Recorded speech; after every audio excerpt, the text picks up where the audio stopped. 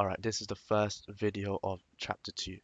Chapter 2 is going to be the one where we're going through the references to price. Now remember, just to reiterate, what are we doing? We are understanding the relationship between time and price, because in any science and any sort of mathematic or science, right?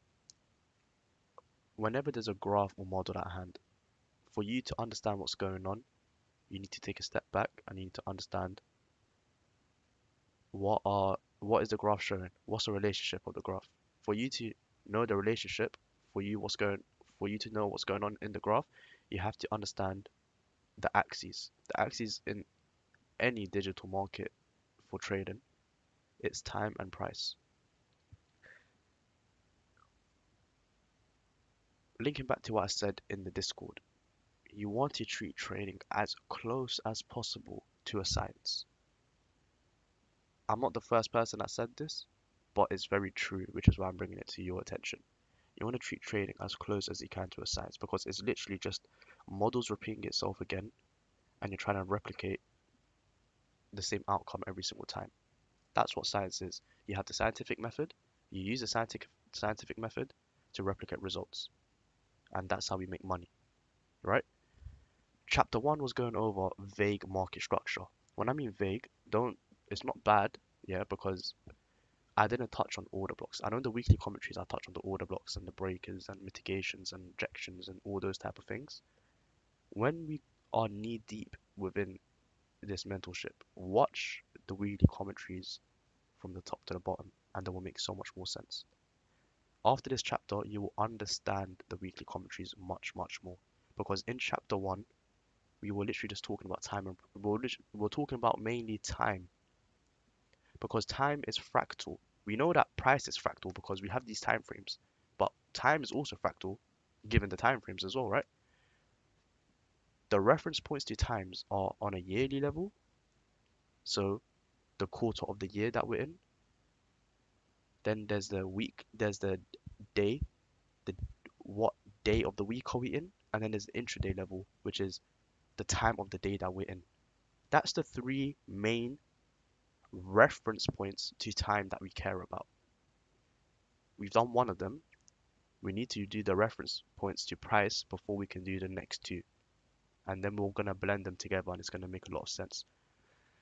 So chapter 2, what do I mean by reference point to price? Well, reference point to price just means where do we expect price to trade to and where do we expect price to react off of? There are key signatures that the market will do. This may look very confusing to one person, but it's not. Believe me, that if I put lines everywhere showing all the reference points, all the institutional reference points, it will make a lot of sense. Sorry. I want to start this one off by showing you guys one of my personal favorite models, the mitigation block. And I'll draw what the mitigation block looks like. The mitigation block will look like this.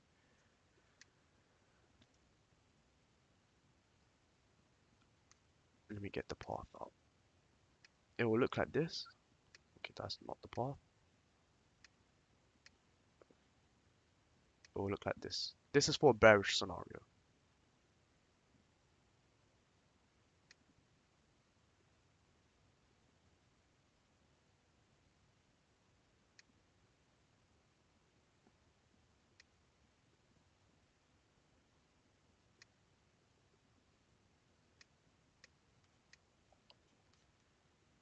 Just give me one sec.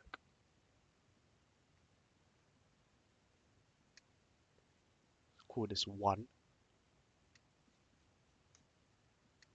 Let's call this reference point 2.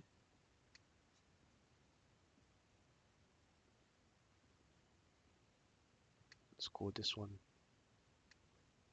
3. I don't want to use algebraic numbers, alphabet. I know some of you don't, it might not, sit well with you guys. So let's just use something all like numbers 1 to 4. Yeah. And this is 4. Perfect. So what do we see here? Yeah. And let's just put this line here.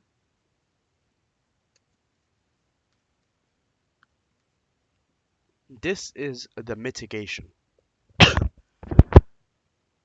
A run higher, we come down. Failure swing, yeah? Failure swing high, break down lower. When we break that low, what have I taught you guys?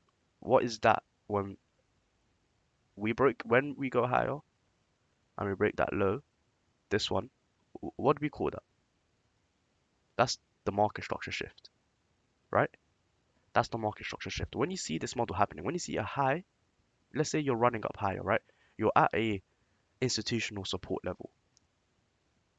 You run higher, you come down, retrace, and then you run higher again, but it didn't run higher than this previous high.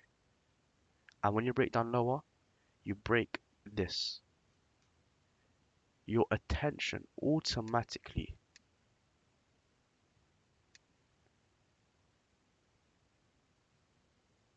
will go here.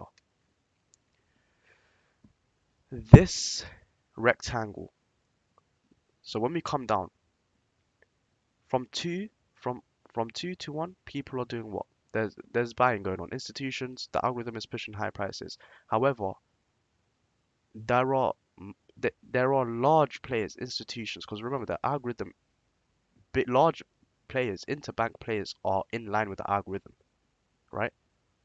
When we talk about the hierarchy of players, people just have to talk about the big boys. Central bank. We don't get the central bank price, we get the interbank. So let's talk about the interbank. The interbank for us, they're the top, they're the top dogs. There's no one bigger than them in our market. And then you've got your large institutional players. And then within the institutions, like you got smaller institutions, like mid, low, hedge funds. And then you got large retail, like you got millionaire, billionaire retails. And then you got, your whole mid, low tier retail traders, low capital sizes. This low breaks down because the algorithm sees that it's better off seeking sell side liquidity than buy side liquidity. It breaks this low, right? When you see this, when you see this happening, when you see that this high is struggling to break, you want to sit on your hands. And when it's retracing down, you you want to see if it retraces down lower here. From 2 to 1, everyone that was buying here, they are called traders under the water. Okay? That's how I learned it. Or you can say trapped buyers. Yeah? You might hear that a lot on social media. Trapped buyers. There's trapped buyers here. So what would happen? This becomes an institutional reference point for the algorithm to free trapped institutional traders. The market comes up. It can come with anywhere within the mitigation, right? I like to have the opening and the 50%. So you wanna, within the mitigation, you wanna highlight the open and the 50. Now, what are you looking for within this mitigation? Because it's a large area. I understand. You're looking for, right?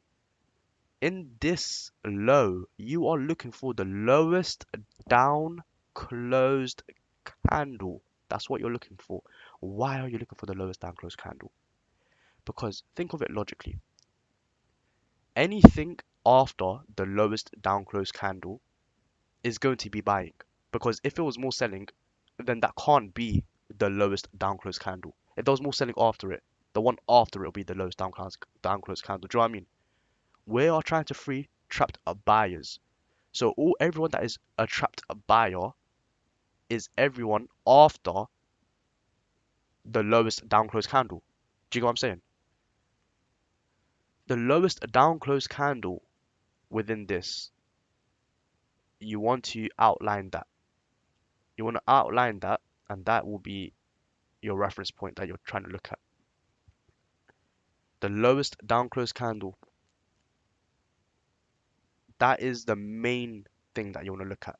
However, still let price breathe within here because there could be imbalance within here. There could be other important things within this mitigation area. They could be more confluence, is what we call it. Price comes up, allows them to break even, right? It allows them to break even, and price comes down. Now, price then,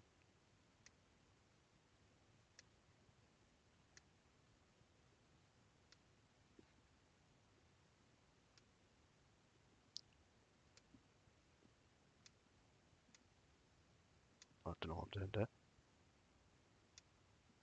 Let me do that again.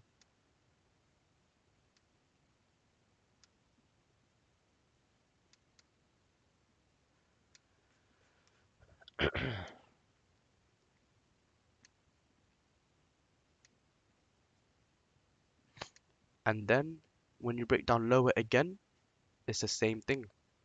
It's the same thing that happens. This is what you usually see this as a step ladder, or this is your wedge pattern. This is where the wedge pattern, because it could look like a wedge, right? And this is where retail could win.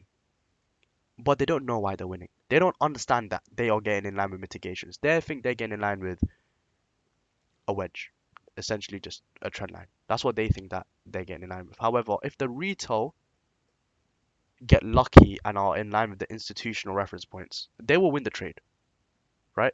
Even if a brand new trader, just placed any trade and they happen to just buy off an order block. They didn't know it was an order block, they just happened to buy off of it. They'd win the trade. They don't know why they won the trade.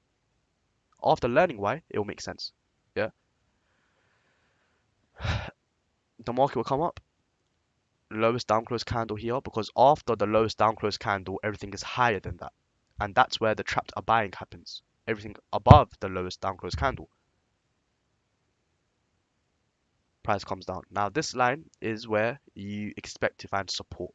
So this could be running an old low, or this could be an order block, because or an imbalance. Anywhere where you expect price to stall. And we're gonna go over order blocks and imbalance after as well. Don't worry, it's all in this chapter. But you want to trade this until you know that price will find some sort of quote unquote support where it will struggle to have some sort of struggle to trade through. This model, I think this is one of the most repetitive models you'll see ever. Now, in the Euro USD, it happens everywhere. All right, let's have a look. All right, I see it straight away. I can see it. All right, let's go here. Higher, lower, higher, lower. Price comes, trades up.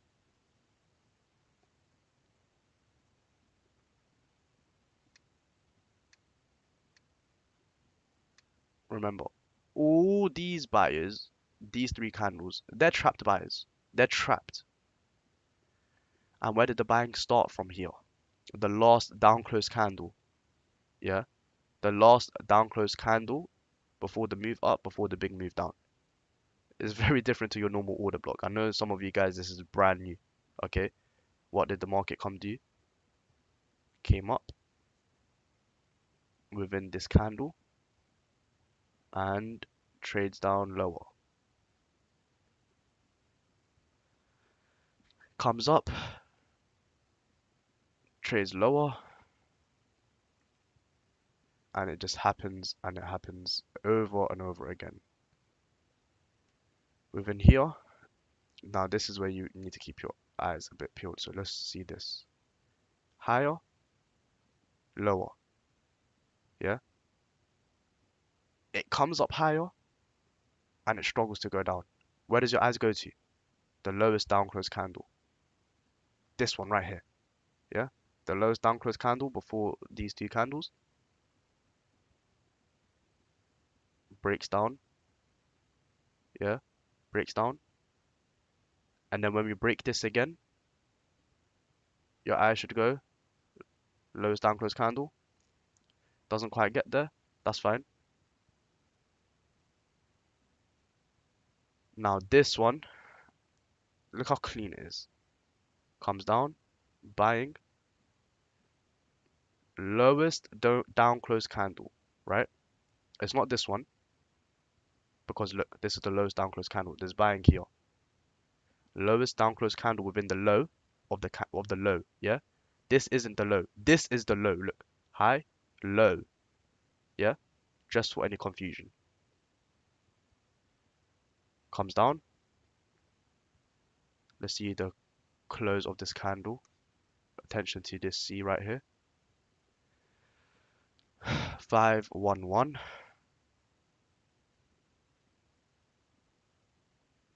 521. Just came just one pip above there. Just blame down the broker spread.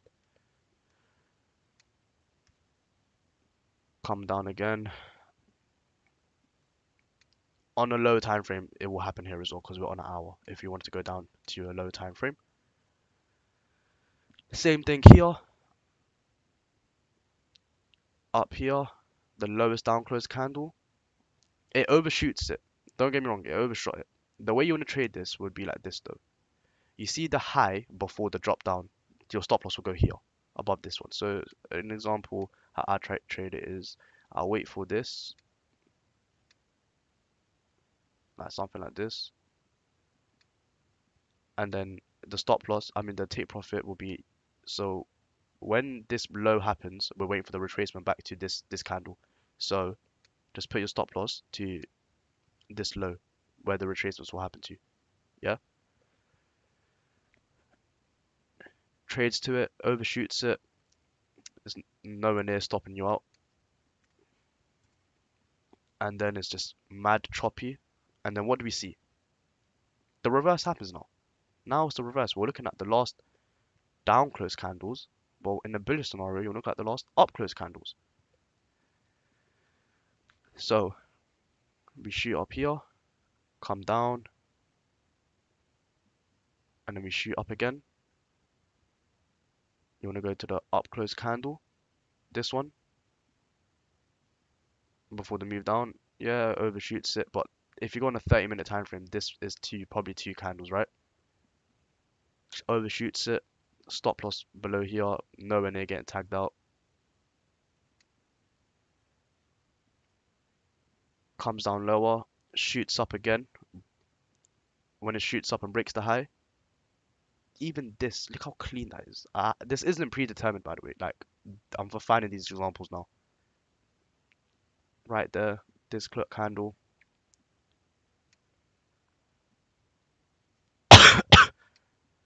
And then what happens? Now, this is this is where I, this is where the majority of the teaching should be. If you go back to the left, right, remember this line. I said that's an institutional support level, and that's where you should expect the mitigations to end to. Otherwise, we'll just keep mitigating down, and you wouldn't know where the mitigation ends. When we see this happen, and we break down lower, it's all mitigation, right? Comes up, the lowest down close candle, which is this one, comes down, comes up here, comes down. That's a winning trade. At this one, we'd lose. We'd lose. This is the first loser that we would have. Again here, lowest down close candle, trades off of it.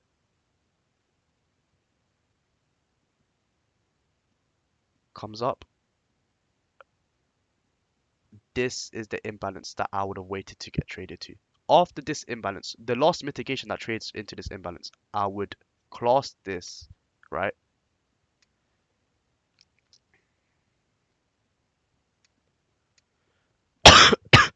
I'd class this as my quote unquote support level. Why? Why would this be my institutional support level?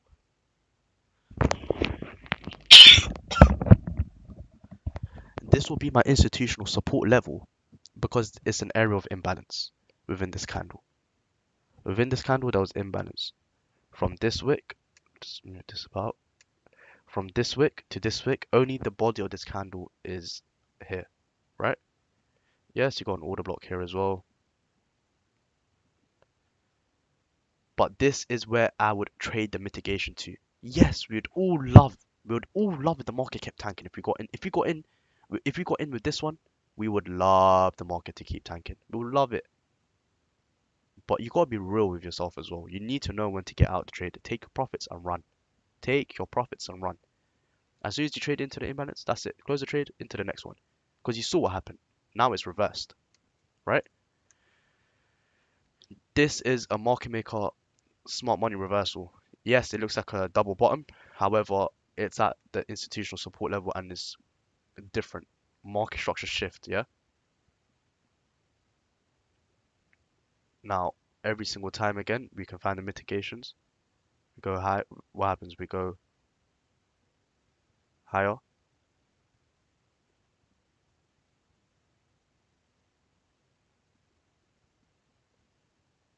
This is your mitigation right here. This candle right here is your mitigation. Because why? All these sellers here, they're trapped.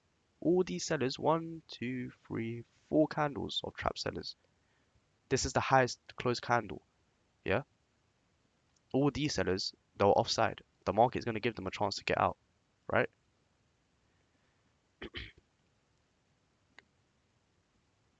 This candle gets traded to perfectly,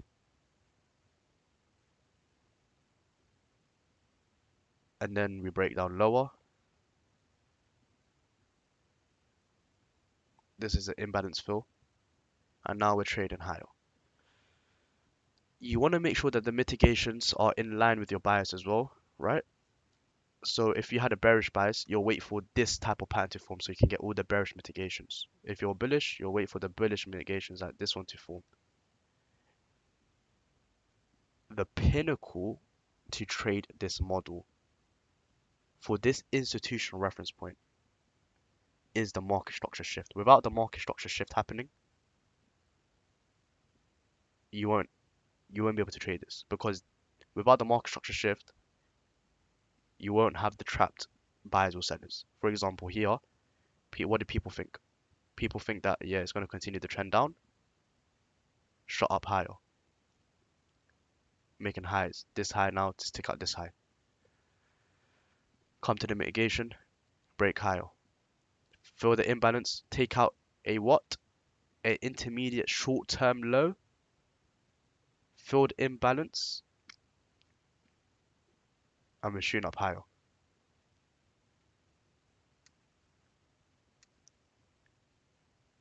Last up close candle before a move down, trap seller comes up, mitigate.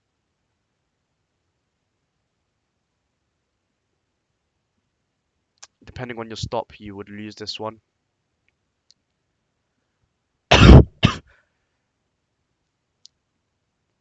Again, you want to see this is a nice area to trade to. However, the time aspect is gone. This is your institutional reference point for this one, for this candle to trade off of. The last candle before the move down and then the move up. It could reject off this imbalance. However, you'd want to see where it rejects off of because it could possibly trade to this. I know there's going to be confusion around when do I take imbalance, when do I take order block, when do I take mitigation. We're going to go through that. By the end of this chapter, you will have better knowledge on what to take what. And it falls back to having logic behind every single trade and every single framework for your trade. If there is imbalance near the order block, if there is mitigation block above the order block, there is a hierarchy of these things, and we're going to go through them. There is a hierarchy. This is called a price array. Whenever we mention a reference point to price, because this is what it is, this is now a reference point to price. We want to see price trade here. This is our reference point. This is the price level that we're interested in, right? These are called price arrays, right? Every single reference point to price, we call them price arrays. Let's look at Bitcoin, just see if there's any If we can find examples here, oh, this is absolutely disgusting price action. I, I would not trade this, to be honest. You want to see a clear breakout to one side.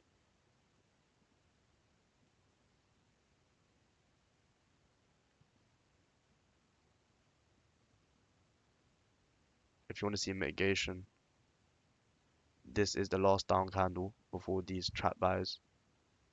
Very close. If you take the wick of it, it this wick, yeah. Do you see this candle? This wick? Look at that. Very, very, very close, right?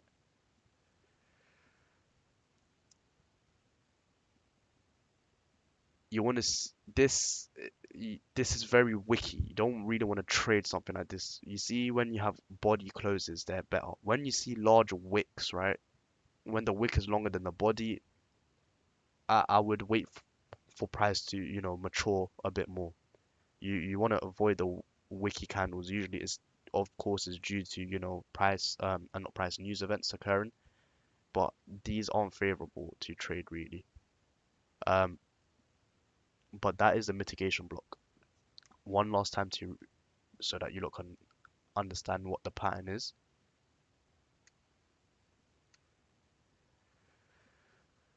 Bearish scenario, you run higher, you retrace and make a low, of course. Then you run higher, failure swing high. Failure swing high just means the next high that you make is lower than this one, so a lower high. The retracement down exceeds the low. Market structure shift here. We respected the high and we attacked the sell stop. Okay, change in the state of delivery. These people are now trapped. Lowest down close candle here because everything after the lowest down close candle is greater. You can't have the lowest down close candle if the next one is lower than it. It's contradictory. Do you see what I'm saying? Comes here, it could come up higher, whatever. It comes here, and we expect it to trade down, trade down, until we reach a logical level of support or your take profit level, which is at a low or imbalance, usually, right? Let me delete this one. For the bullish scenario, it's low, retrace higher. The other low doesn't exceed this low, so it's a failure swing low. You break higher,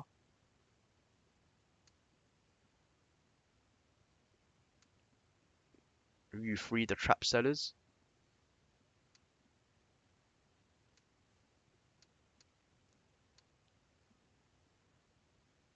Mitigation 1 comes down again, mitigation 2, until we find a logical resistance level with a reference point, with a institutional reference point. So this might be an imbalance up here that we want to take profit at, or it might be a high that we ran, take profit. That's what I mean by institutional reference point to a support or a resistance.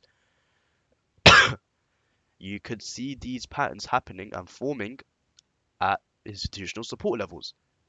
The bearish scenario may happen at an institutional resistance level.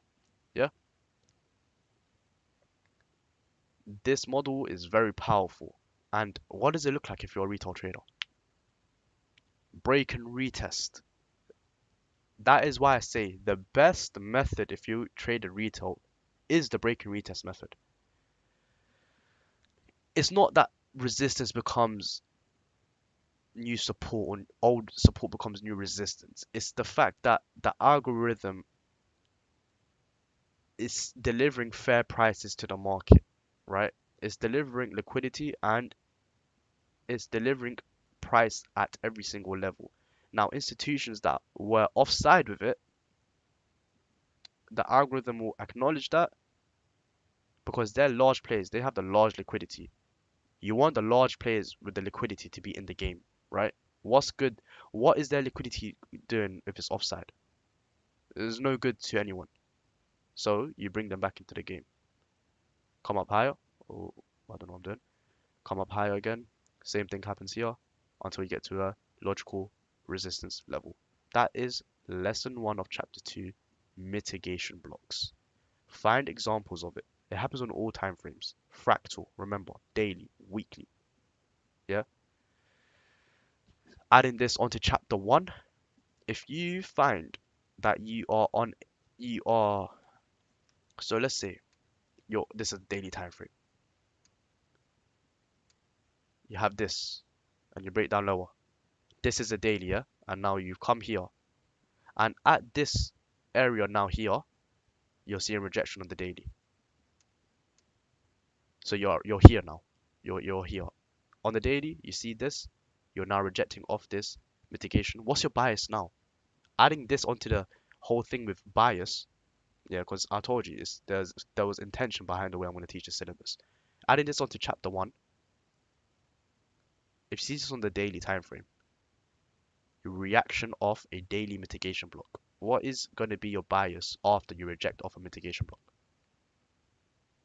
Your bias is going to be opposite. It's going to be away from the mitigation, right? So you're going to be bearish here. The next day you expect it to be bearish, or you're going to expect it to trade bearishly at that level, right? That's how you use these reference points. You can use them as entry, and you use them as higher time frame areas of interest. The higher time frame is not for entry. It's for reaction points, interest points. You can have a mitigation block for your reference points on the higher time frame, and then on the lower time frame within the higher time frame mitigation block, you can have the lower time frame entry on a mitigation block. Do you get what I'm saying? It's crazy. This game goes deep. It goes very deep. You can be in a weekly mitigation block, then a daily mitigation block, and then you can find entry within a 15-minute mitigation block, all within that one fractal from the 15 daily weekly. Do you get what I'm saying? Yeah. It's just the low time frames. This is the entry model. For the high time frames, this is your reference point to finding support resistance with quotation marks. So that's the end of the first lesson. Any confusion, because I know this is new to you guys. You might just thought this is order blocks. No, we're not looking at the up close candles, we're looking at the down close candles, right? Order block is a bit different. Any questions? Ask me, right? Ask me on Snapchat. Collectively, if you need help, there's a new Snapchat group chat. I think CM is the owner of the chat. Do you message the discussion if you want to be added to it at him? It's quite good, like people are talking on it. That's what I want you guys to be. I want you guys to be a small community. Um, Being around like-minded people, you can learn from each other, right? If someone is ahead of you, they could help you out. If I'm not there, of course, then come and ask me again so that I know that they taught you well or they taught you the correct thing with the correct in-depth. But yeah, build a small community within you guys. Talk to each other. You don't know who you might meet. It's crazy. It's the world. Life is crazy, and some people I haven't even met in real life. I know them through trading. It, I feel like they're closer than some friends I know in real life. Do you get what I'm saying? Shit's crazy. Anyway, enough waffling. That's the end of the first video. Any questions, hit me up. Take care of yourselves.